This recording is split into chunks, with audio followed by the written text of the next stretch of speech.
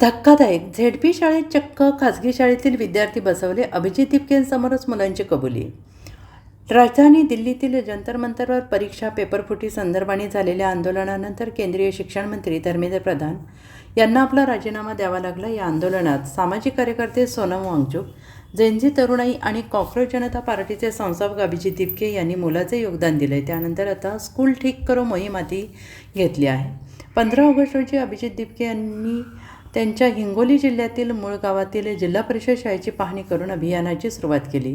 आता ते लातूर जिल्ह्याच्या औसा शहरातील जिल्हा परिषद शाळेत पोहोचले आहेत. औसाच्या जिल्हा परिषदेत शाळेत खाजगी शाळेचे विद्यार्थी आणून बसवल्याचा धक्कादायक प्रकार उघडकीस आला आहे. कॉक्रोच जनता पार्टीचे प्रमुख अभिजित दिपके यांनी स्कूल ठीक करो अभियानाअंतर्गत आज लातूर जिल्ह्याच्या औसा तालुक्यातील जिल्हा परिषद शाळेत भेट दिली.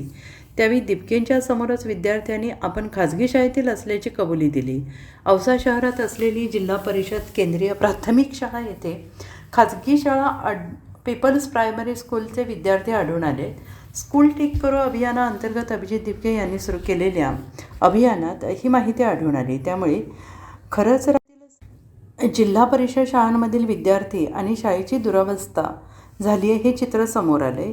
जिल्हा परिषद शाळेतील या घटनेबाबत शाळेतील कोणताही सक्षम अधिकारी माहिती देत नसल्याने अभिजित दिपके यांनी आपला मोर्चा औसा पंचायत समितीतील BDO कार्यालयाकडे वळवला.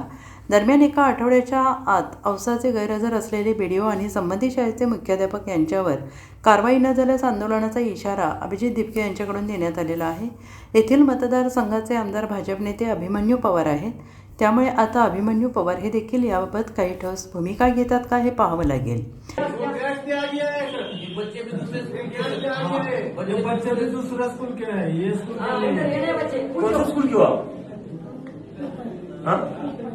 पीपल आप स्कूल के नहीं हो?